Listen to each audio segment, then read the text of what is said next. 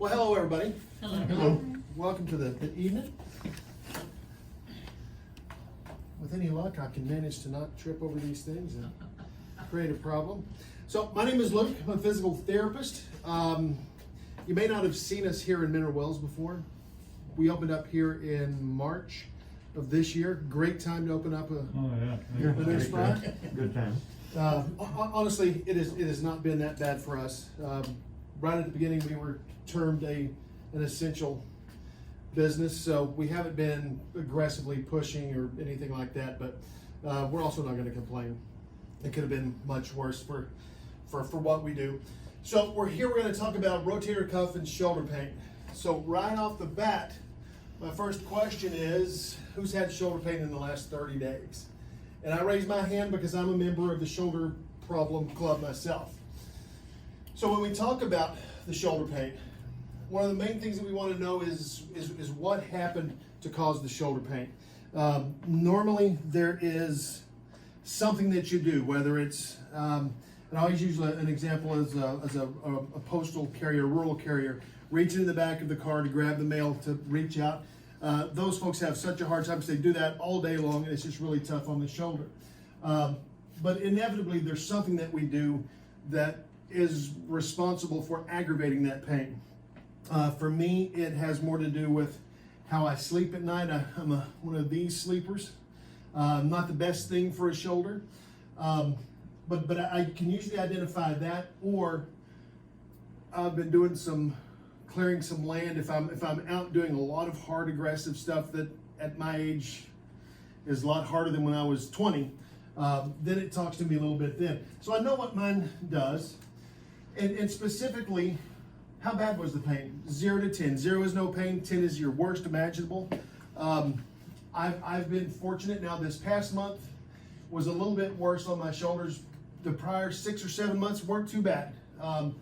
So my pain, probably it was maybe a 3, not terribly bad, and as long as I wasn't doing stupid stuff, it wasn't that bad at all. So as we go through this, I want you to be aware and think about what your activity is, what you do that creates your shoulder pain, and then how bad is it? So who am I and how did I come to specialize in shoulder and rotator cuff? Well, quite honestly, where I really learned what to do here was by dealing with my own. So my first experience with shoulder problems, high school football. I go in on one play, and I'm playing defense, so I go to make a tackle. Somebody lands on my shoulder, dislocates my shoulder. Well, you go out to the sideline, they pop it back in, then you go back in the next play. Very next play, the same thing happened on the other side. Well, same thing, you go out, put it back in, and you keep going. That's when you're 17. Fast forward 20 years, and all of a sudden, you've got some issues that you got to deal with.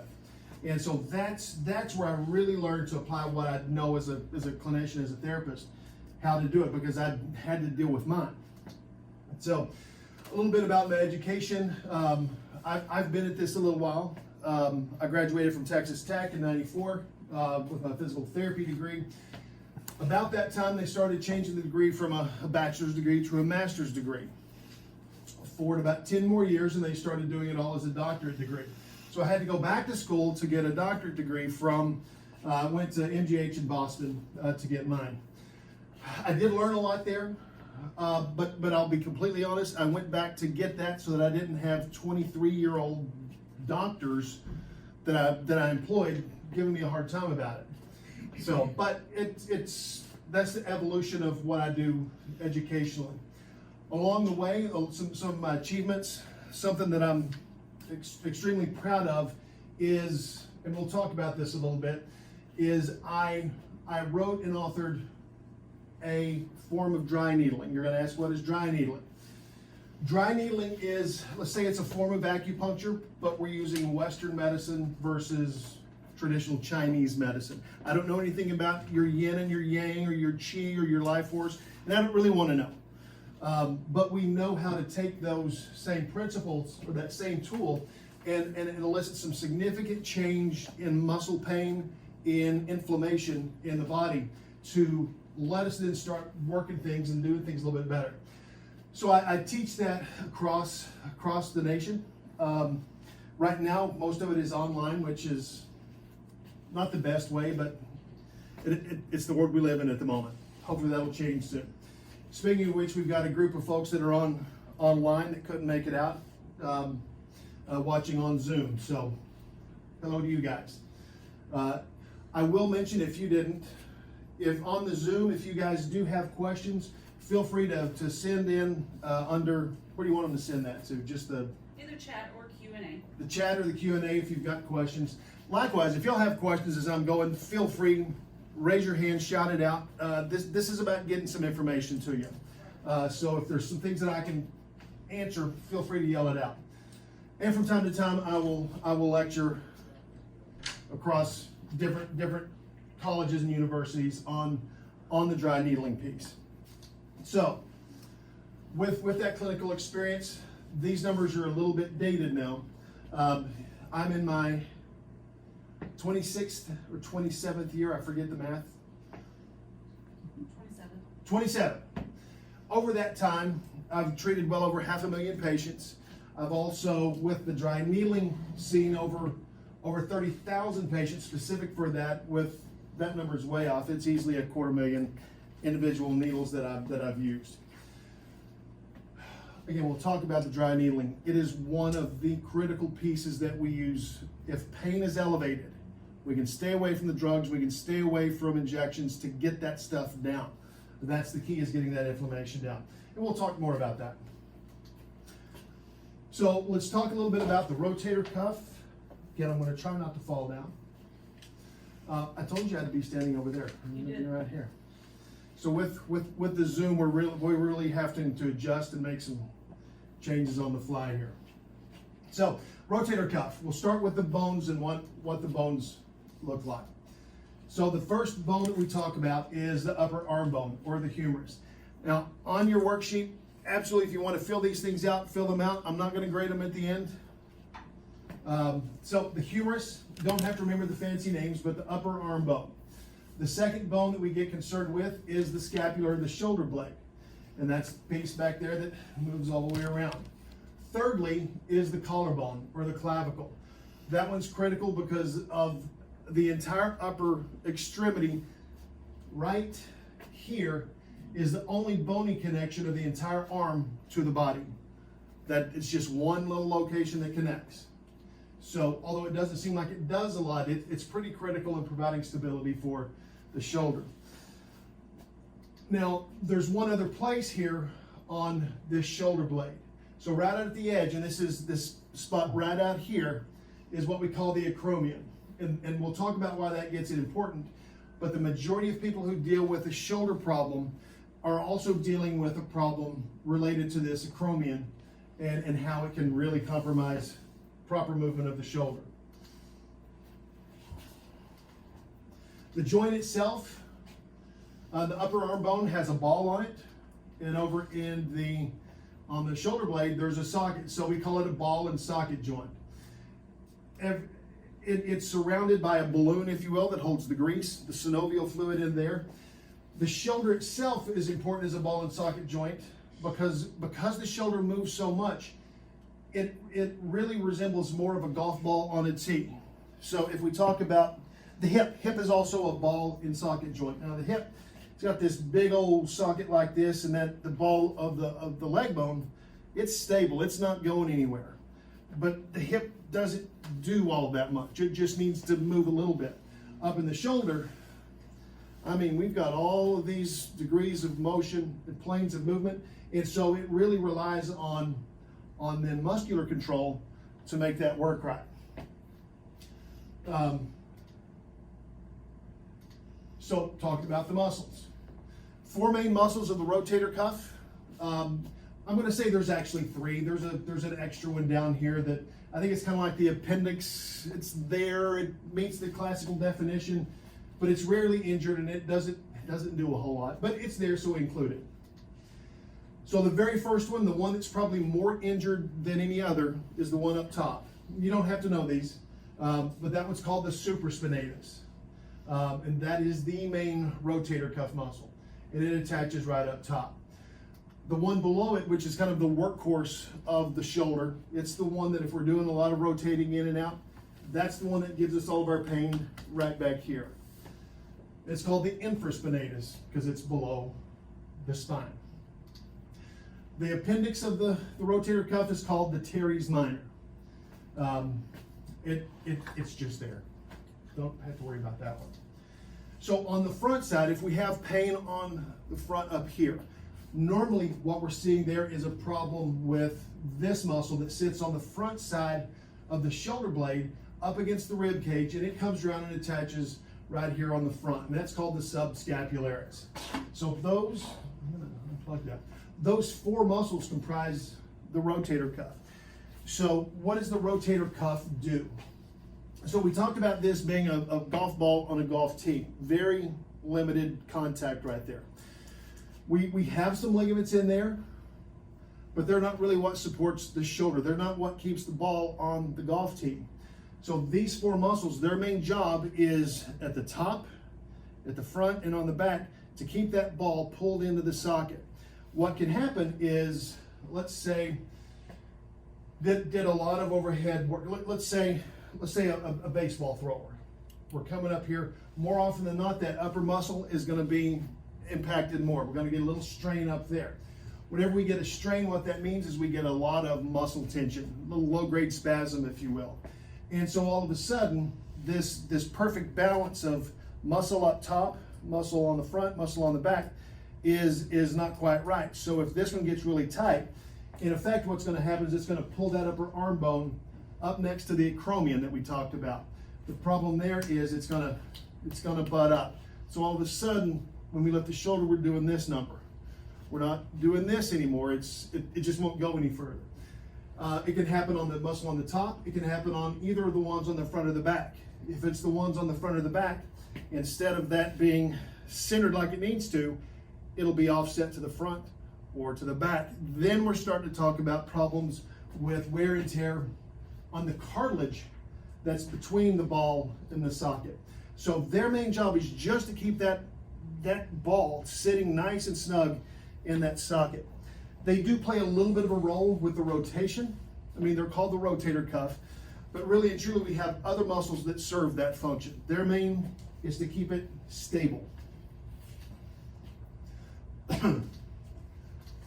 So we talk about a lot of different things that work together to make the shoulder work properly. The first one is the neck. It's rare to have a shoulder issue and not have some sort of a neck thing going on as well. They just tend to go hand in hand, partly because of all of the muscles. So our big upper trap muscle, not only does it attach out here on the clavicle and on the shoulder blade, but it comes up and attaches to the base of the skull, and there's a lot of other small muscles that attach onto the neck. So we have to make sure that the neck is working right too. So if I've got an issue out on my right shoulder, which I do, then odds are I may have something in the neck as well, therapists are terrible. It's like the cobbler's kids have the worst shoes around. So mine's been irritated for a few weeks, and I've been trying to get around to having it taken care of, and I just never did until a couple of days ago. But I had a really bad crick in my neck and the shoulder thing going on. Needled it a couple of days later, pretty good. So anyway, the neck has a big role in how the function of the shoulder proceeds. Partly it's because of the muscles that attach, partly it's because of posture, partly it's because this lower section of the vertebra, C5, 6, and 7, those are the nerves that come out and give us our strength here.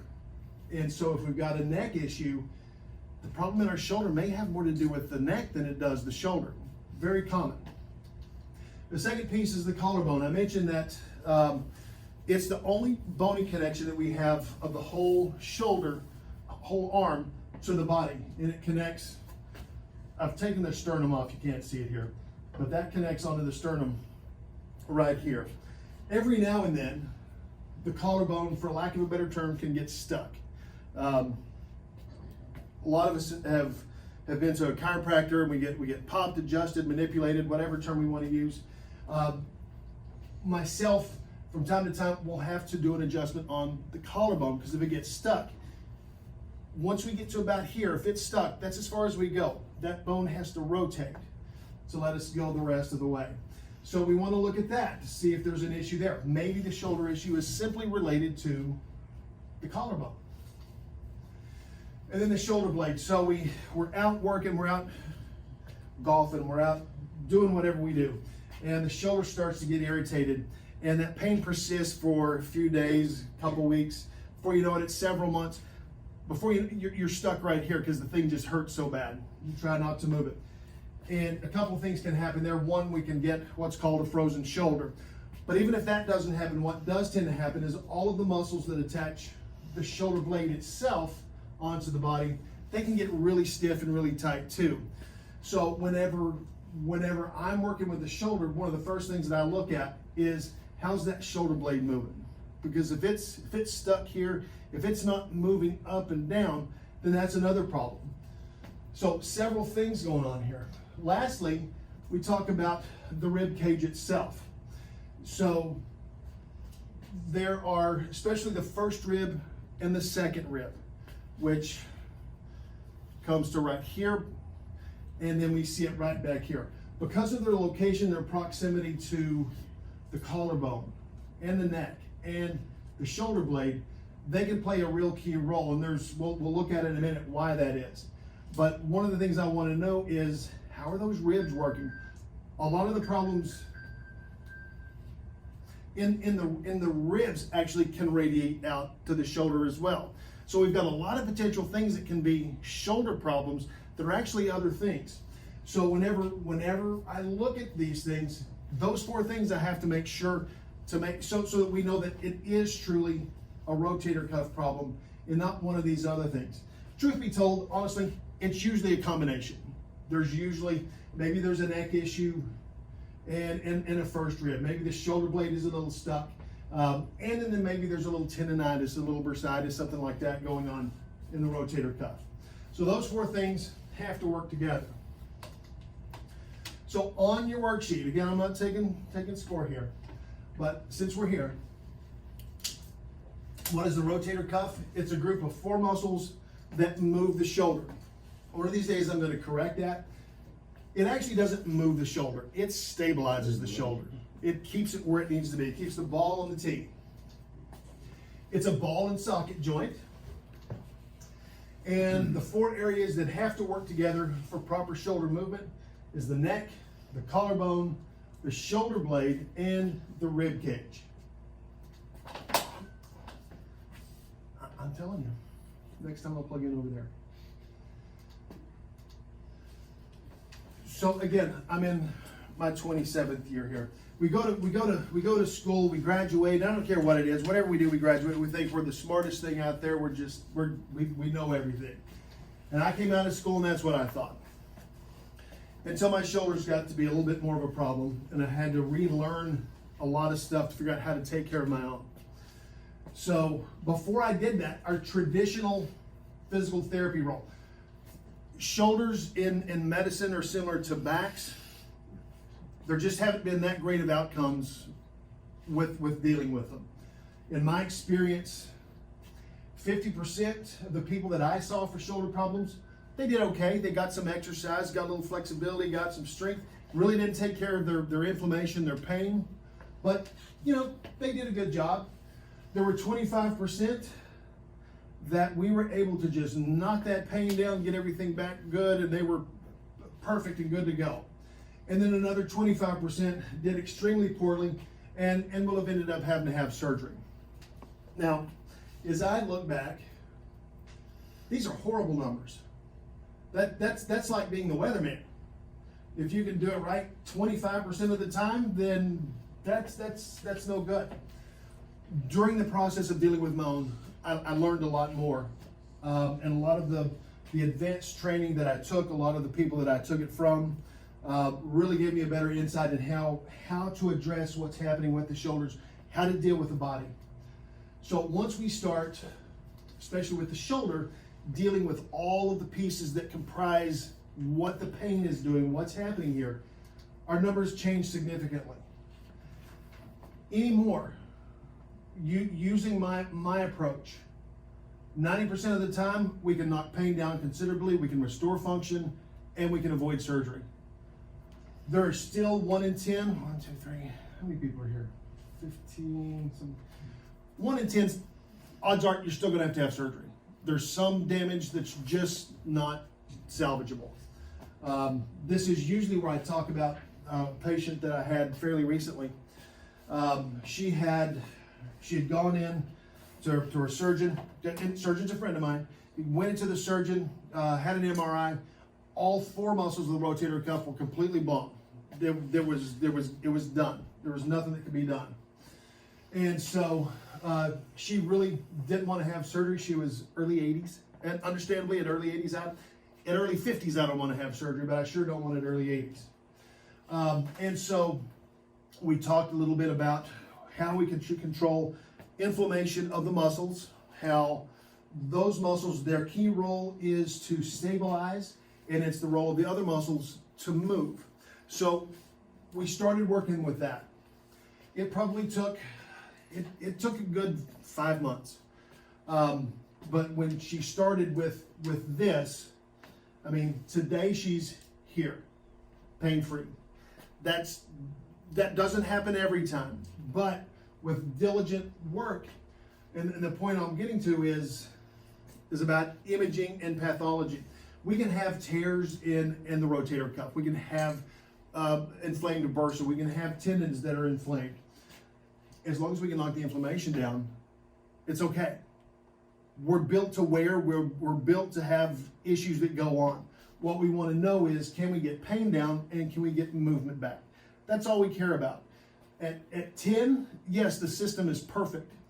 You get past that and things are starting to change. So I'm a much bigger fan of these numbers. So again, one of the things we look at is your pain reproducible. We started off talking about what is it that you do that creates your pain.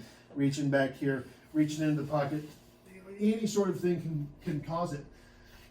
So that's the thing, if it's reproducible, then it's reducible. What we don't like is pain that's constant and there's nothing that we can do to make it worse. If we can't make it worse, then something else is going on. And it could be not even necessarily pathology. Sometimes when there's pain like that, then we start thinking about oncology and other significant issues. So back to the worksheet. If your pain, numbness, and tingling is reproducible, then it's reducible. We didn't talk about tingling, but because of the location of the nerves coming out, if there's a lot of inflammation here, we can get a lot of pressure on those nerves, and so you can even get a lot of this shooting, tingling into the arm. In the past 30 days, the worst pain I've had was, so for me, highest pain was probably about a 3. Wasn't terrible. It was nagging, is annoying. And for me, I have pain again when I'm sleeping in this position, or if I'm doing a lot of work up here, which I really shouldn't do. And that's where I am. So it can happen again while you're sleeping, reaching overhead, lifting, getting milk from the refrigerator. I mean, that's amazingly heavy whenever you try to go do that. Putting the hand in the back pocket. For ladies, putting on that bra, this is a tough one right here. This is a tough one for me, and I don't put a bra on. Fixing your hair, getting back here to do that, or just getting up from the floor. Any of those things can be there.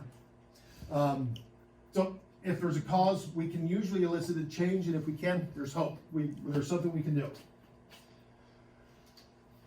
All right, so the cause of a problem. I keep thinking about getting rid of this, but it illustrates a point. So any problem, it doesn't matter what it is, are the 3 things we can do about it. Number 1, we can ignore it. I use an analogy of potholes. So we had been living in Weatherford. We finally moved out to the sticks, if you will. While we were in Weatherford, we lived on the west side. For whatever reason, the city decided that the west side where we were really didn't deserve any road repairs. So we had a lot of potholes, especially on one particular incline right by the house. And so here, we're going to talk about it in relation to shoulder pain. So you can ignore shoulder pain and it might go away. It might stay away, but it may come back. Odds are, unless it's just some soreness from overwork, it's probably going to come back. I know for the potholes, it's definitely going to come back. Another thing we can do about a problem is we can alter it. So with the pothole analogy, they can come in and they can fill the potholes in. Well, those potholes, we've lived there for 7 years. About 6 months before we moved, they did decide to finally put some asphalt in those potholes. So on this incline, and it was a pretty steep incline, there was one really big pothole and then 5 or 6 smaller ones around it. Well, they came in and they put the asphalt in the big one, but they left the small ones. And so about a week after that, it rained, and of course, it was pointless. So they tried to alter it, tried to cover it up. With the shoulder, what are we talking about? Drugs, injections, or surgery? People ask me, am I opposed to drugs, injections, or surgery? Well, not necessarily. So I did have surgery on my right rotator cuff. I had surgery, and 3 weeks later, I went and played golf and blew it right out again. And so, well, I'm a therapist, which means I'm really smart. I know how to take care of this and it to be okay. Right. Which it didn't work out that way. But what I did learn from that, if I knew, and I was a therapist then, if I knew then what I know now, I would have had surgery. Wouldn't have it all. There were other things that I could have done to manage that. But drugs can be okay, short term. You don't want to manage, and I don't care if it's a shoulder problem, a knee problem, hip problem, any of the problems that we deal with, drugs can be okay to knock it down temporarily. But it doesn't need to stay that way. You don't want to stay on the drug cycle. Injections, they can also be okay if it's used to see if they can permanently knock that inflammation down. And if they can, wonderful. The problem with just doing drugs, just doing injections, or just doing surgery is there's a mechanical defect that's happening that's making this thing not work right. And so with the rotator cuff, if one of these muscles isn't working right, if it's too tight, if it's got too much muscle tension in it, then even after you do that, if the drugs wear off, the injection wears off, even after surgery, if you have surgery to correct it, you still have to go through the work to get it mechanically working correctly again. So again, it can help, but you got to do it with a little discretion. Finally, what do? We handle it. So we didn't live there long enough to see if they ever repaved the road. Actually, my mom lives on the next block. I know they haven't repaved the road, so they haven't handled the thing. Handling it for the shoulder means how do you get natural treatment, learn to manage your symptoms. My goal when I'm dealing with, well, any body part, but especially the shoulder, is to, number one, mainly, let's get that pain down to a tolerable level. If we get that pain down, then it's all about, can we get the proper flexibility that we're designed with, and can we get the strength to let it do what it needs to do. Anybody that has a shoulder issue specifically, any other issue as well, we're going to have some flare-ups. We're going to have things that happen. The challenge is in knowing what's happening and knowing what to do about it. Again, I blew my shoulder out again 8 years ago, nine years ago. She's my wife. She knows all my stuff. I mean, it's not just a random person. So now I rarely ever have a problem unless I'm really doing silly stuff, but I can manage it. And that's my goal, is to give people the ability to know what's going on and how to manage what's happening with yours. So on the worksheet, things to do when faced with a problem. The number one single biggest mistake shoulder pain sufferers make, they ignore it. I did too. And then 3 things you can do about your rotator cuff and shoulder pain right now. You can ignore it, you can alter it, or you can handle it. Most people that are here aren't just here because they're bored and didn't have anything better to do and thought this was the way to get some entertainment. I'm not that entertaining. So we know you're in here somewhere. I'm going to advise you to handle it right there. We'll get to that. So 3 main causes of shoulder pain. We're going to talk about imaging just a little bit. So here's an x-ray of a shoulder. This is a fairly normal looking shoulder. I always tell people, and I was trained most recently, not to rely on imaging for what I want to do with a body part, a shoulder. I love looking at imaging. So this one, in a shoulder, what we look for, we want to make sure there's plenty of joint space in between the upper arm bone, the ball, and then the socket right there. That means the cartilage is still intact. It's got plenty of space. There's plenty of cushion in there. Then we look for things like spurs. I know that looks like a spur, but there's a ligament that attaches there. That's not a spur. There is a little bit of a spur up top right here though. So may have had a separation at some point up there. But all in all, this looks pretty good, and I would expect that shoulder to be perfectly fine. The problem is, this shoulder can come into me and be at an 8 out of 10 in the pain, but imaging says that it should be perfectly fine. And partly that's because we're not treating this picture, we're treating what's happening here in the shoulder. And a picture doesn't show inflammation. A picture doesn't show pain. So a little talk, some MRI studies of adults who have no shoulder pain, they've got no symptoms whatsoever, show that full 20% have partial cuff tears, and a full 15% have full thickness tears of the rotator cuff. For those that are 60 years of age and older, over 50% had no shoulder pain, and they had rotator cuff tears on their MRI and they didn't even know about it. So we know we can have stuff going on. It's not the end of the world. We're concerned about the pain and the inflammation, the limits of motion. Study on professional baseball pitchers. 40% of them had either partial or full thickness rotator cuff tears, yet they had no pain while playing and remained pain-free even 5 years after the study. So I mentioned the patient that, older patient that had a completely blown rotator cuff. I know the surgeon, he's a good friend of mine, and I promise you, he doesn't want to go have surgery if he doesn't have to. Even if the MRI says there's some tearing in there, if he's not having pain and he can sit at the table and cut all day, he's fine. He doesn't want to go in there.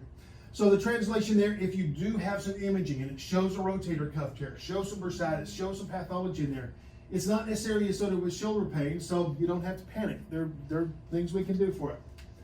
Which brings me to my conversation about vomit and barf. So vomit and barf. Vomit is being a victim of modern imaging technology and the brainless application of radiological findings.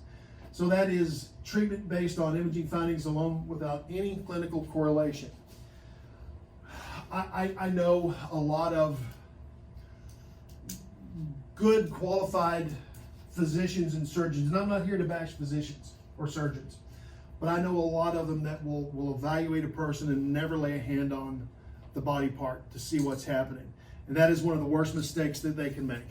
You've got to put your hands on them to find out what's happening. And so just looking at an image, the goal is never just to restore that picture back to normal, because it'll never be back to normal. It's what is the body doing? So that's the vomit and barf joke. I told you it wasn't that entertaining. So the three main causes of shoulder pain, and there are hundreds of potential causes of shoulder pain. I've lumped everything into three because this kind of fits the idea of how I treat. Number one, neck problems. Here we're talking about stenosis or narrowing in either the central canal in the neck or the lateral where the nerves come out. There we're talking about, we can have arthritis, which is basically bone spurs that are also creating narrowing, or degenerative disc disease. And here the stenosis, it starts losing height and it compresses on the nerves coming out of the neck. So on these two pictures on the left, we're standing and we're just looking dead on at this person. They're looking this direction. And so this one I'm illustrating the nerve that comes out to the side. This nerve, again, C5, 6, 7, and 8 actually are comprised everything in the upper arm. And so this picture, so the little triangle things here is the best I could create to demonstrate some bone spurs. Well, I don't know.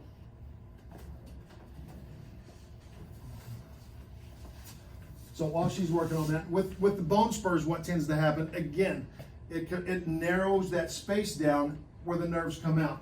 Very good.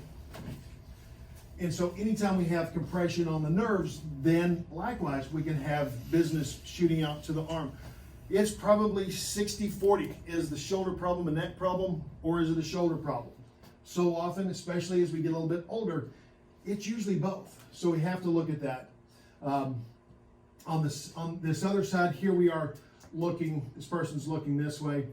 We need to flip that around at some point. On the picture on the right, they're looking this way. Anyway, so with that arthritis in the neck, we also get some compression of the central canal, the actual spinal cord. Enough compression there, enough loss of space, and then we can start seeing that stuff radiate out in here. So the neck becomes critical on knowing where it's coming from. The next part on the neck, and I just include that in there, is the rib cage, and specifically the first rib. And so why is the first rib so important? We talked about 5, 6, 7, and 8. Those nerves all come out and form the bundle of nerves that runs down the entire body, or entire arm. And you can tell here with the first rib, there's not a lot of space between that first rib and the collarbone. Whenever we sleep here, what tends to happen is that first rib almost comes up like a bucket handle. So in that case, if that's happening, we're closing down the space with those nerves right there. And if we get some compression there, again, then we can start seeing stuff coming out here. It has absolutely nothing to do with the shoulder. It's all about that rib, the rib cage, the first rib, and its impact on the nerves.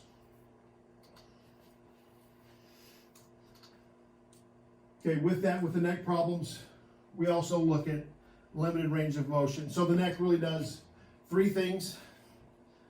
It gives us this motion right here, flexion and extension. It gives us the rotation, looking left and right. And then it gives us this business of leaning this way to that way.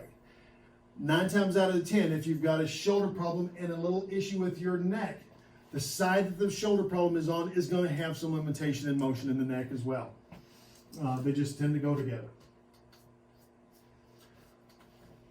So the second one, the impingement. Now, impingement covers a lot of things, and basically impingement just means it's a pinching down of the muscle. Most of the other things fall into this category. So we talked about the acromion, this little edge, this little piece right out here, and its relationship to this upper, the big main rotator cuff muscle. Well, what tends to happen is you can, in this little picture right here, you can see there's not a whole lot of space right there. Now that's blown up really big. Really and truly, we have less than 1 centimeter of space in there between the ball and then that undersurface right there. Well, in there, we have this upper muscle that has to sit in there. We've got a big ligament that's right here that's taking up space. We also have 2 bursa right there. And a bursa is just it's a cushion. It's a fluid-filled cushion that in the event that the upper arm bone gets jammed up here, it's going to be a shock absorber. So if all of this stuff gets inflamed from some sort of an injury or overuse, then all of a sudden, this little 8 centimeters of space, it is jammed. And that's what the impingement is. Here we're going to have trouble reaching behind the back, slipping on the arm like such. Again, the space gets very small, and that's before we even consider bone spurs. So in the shoulder, the most common area for a bone spur is right where the collarbone attaches to the shoulder blade, which is going to be right about here. And those things always grow down. And they grow down, what's there? Well, it's the rotator cuff, obviously. And so what can happen is if that bone spur gets worse and worse, is that as we do more things and as that stays inflamed, it can actually start to act like a little saw, and it can start fraying that muscle right there. All right, so if I can make this work right, this is just a little video that shows the relationship of the bone out here, the acromion, that upper rotator cuff muscle, and what happens, how close it gets whenever we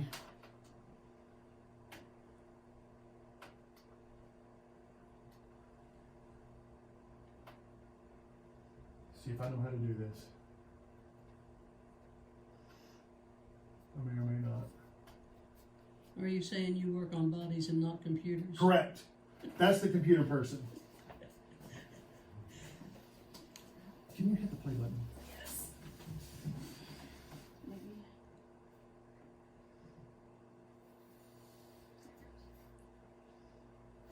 Okay, here we go. So we're going to rotate around here in a little bit. And so you can tell as that arm goes up, there's not a whole lot of space. So if there's some inflammation, if there's some swelling in that area, there's going to be a lot of friction. There's going to be a lot of stuff jamming up. So we'll rotate a little bit here and see a little bit more. It'll rotate one more time and back.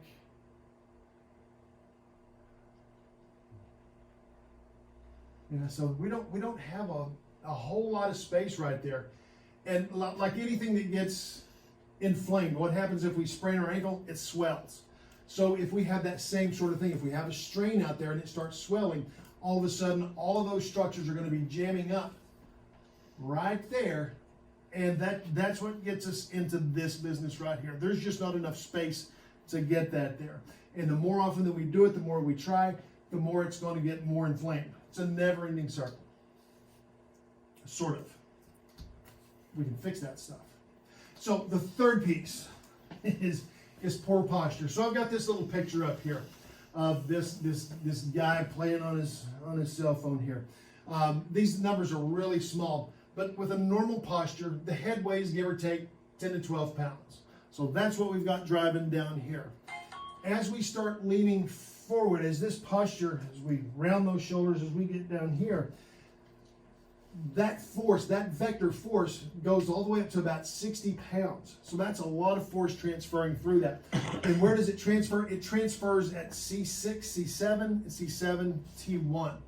Well, that's exactly where all these nerves are that are coming out this way. So poor posture gives us a mechanical disadvantage up here, but it also has the potential to decrease the signal running out the nerves out to the shoulder. So I preach posture all the time because it's incredibly important.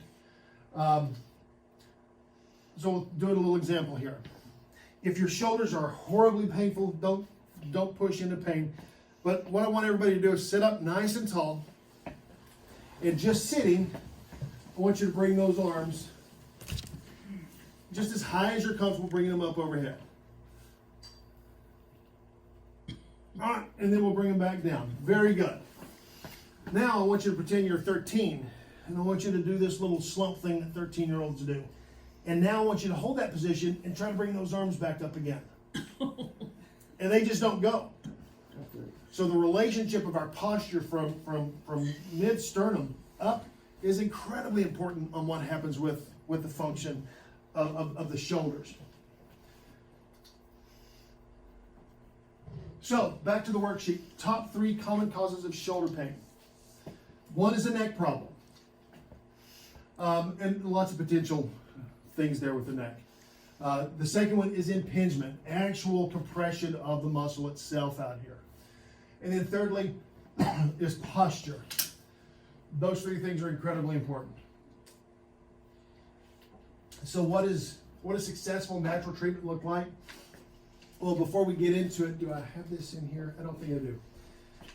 So around here, so on that back wall right there is kind of a mantra of mine and my whole practice. 3 phases of healing. Number 1 is controlling pain and inflammation. As long as pain and inflammation is on board, there's really not much we can do to regain strength. We can't tough it out. We can't do that. The body is going to naturally inhibit those gains. The second thing is restoring normal motion and functional strength.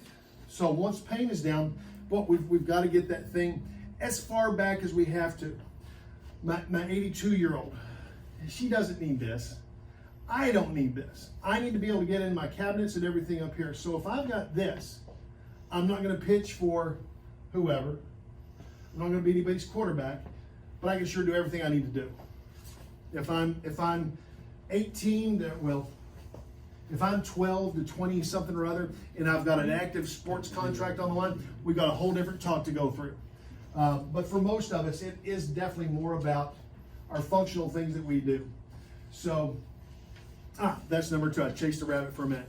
And then phase 3 of healing is it getting back to the things we want to do, whether that's riding a bike or I get a lot of cowboys, a lot of ropers coming in. And even at 50, 60, they're still wanting to get out there and do this. I don't want to, but whatever it is that your goal is, that's the 3rd phase. So what does successful natural treatment look like? Depending on the limitation of movement. We're going to have to put some hands on. We're going to have to move some of these body parts. If that rotator cuff has been out of balance, for lack of a better term, odds are we're going to have to do some movement of that. In some cases, it is an aggressive manipulation or adjustment. In some cases, it's easy stuff. But 9 times out of 10, if pain in motion is out of whack, we've got to put hands on to change some things. If pain is lower, so here we're dealing with definitely that phase 1. We've got to get pain and inflammation under control. Number 2, then we've got to move on to strengthening and stretching. Now, I emphasize the strengthening part. Stretching is very important, and I'm going to give you a few things that I do to keep mine under control in a minute. Stretching is important to maintain a shoulder that has some inflammation in it. There's a few little stretches that we can do that can go a long way towards keeping it under control. But ultimately, it's about stretching to get the motion back, and then strengthening to keep that rotator cuff nice and solid to keep that ball in that socket. Finally, if that pain is elevated, I'm going to say on the pain situation, if your pain is sitting, let's say it's a 5 out of 10 or above, we need something to break that pain cycle. Me as my own patient, I jump to dry needling very first thing because we can knock that pain down super quick. 9 times out of 10, it'll go that fast. Some people are very phobic, very scared of needles. Understand, I was too. I still don't like it, but it works so well. There's something called a class 4 laser. I have one at the office in Weatherford. We don't use it as much as we use dry needling. Quite honestly, it's just not as effective. But a person that's really scared of needles will pull out the big laser and we'll use that. But that's all about breaking that pain down, getting it down to a controllable level. Once we've got that, then we can do something about restoring motion. So, what to do next?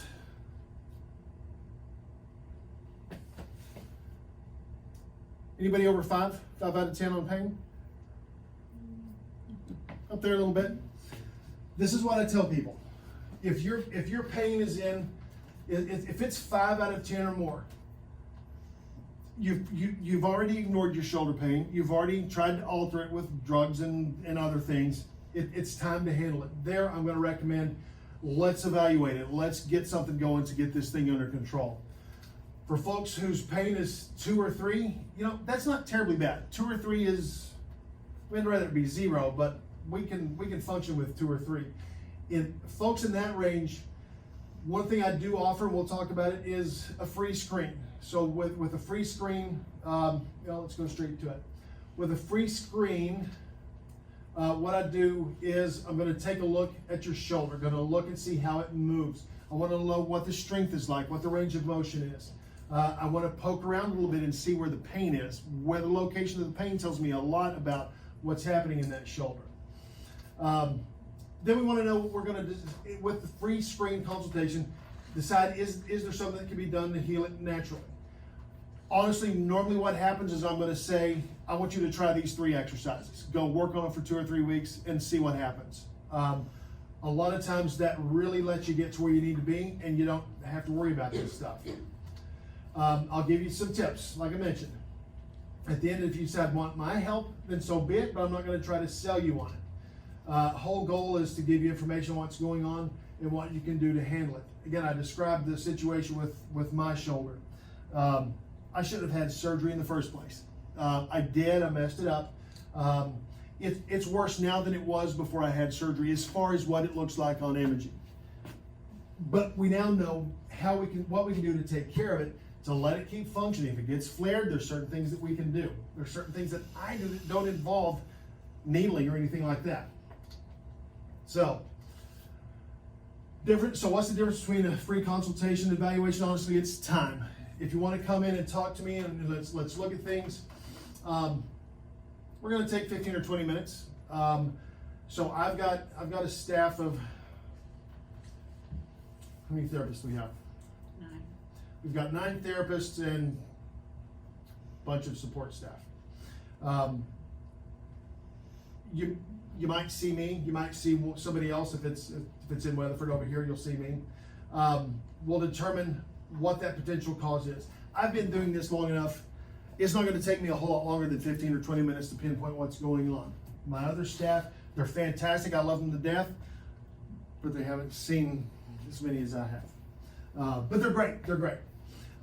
So we'll determine a potential cause. We'll talk about what successful treatment looks like. I'll give you some things to work on, and then you can decide if you want to, after you do that, to work on coming back in and let us take care of things if it doesn't get better on its own. For a full PT evaluation, here, if your pain is 5 out of 10 or higher, we really should do this. Here we're going to identify the cause. We're going to apply successful treatment. If pain is that high, we're going to start the process of getting the pain knocked down. Normally knocking that pain down, that part usually doesn't take that long. To be completely honest, 2 or 3 times of treating that, and that part is usually under control. Here, that may take up to an hour. It's going to take a good bit of time to go through everything. And then we're going to go ahead and put in a plan of care to break down what getting you back to normal looks like. It's always, we're human beings. We want a quick fix. I want a quick fix. Sometimes it happens. Sometimes we get that great quick fix. Pain is gone. The problem is, if you've been dealing with this for more than a couple of months, then you've got some muscle memory things that have set in. You've got some tightness. You've got some limitation of movement. And it's going to take longer to get it back to normal. We can almost always knock pain down super quick, but it won't stay if we don't restore movement and strength. That's the key to long-term success. I don't know how many slots I have. I've got Ashton over here. I've got Casey up at the front. If y'all want to get with one of them to sign up for a free consultation, you absolutely can do that. While you're thinking about that, y'all have been super great listening to me ramble on about this stuff. Do y'all have any questions for me?